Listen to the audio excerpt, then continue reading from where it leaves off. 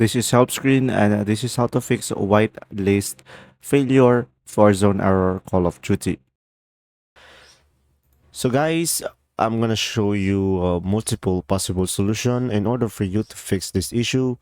So for the first solution, guys, is go to your Steam and go to the library, and over here just right click on your Call of Duty, and guys, tap on the properties, and then over here on the installed files, just click on verify integrity of game files.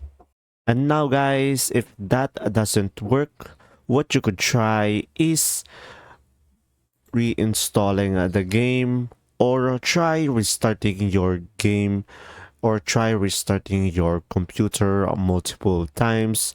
And then from there, you should have a working Call of Duty on your PC, and there you go. If this video was helpful, please like and subscribe, and thanks for watching guys. See ya!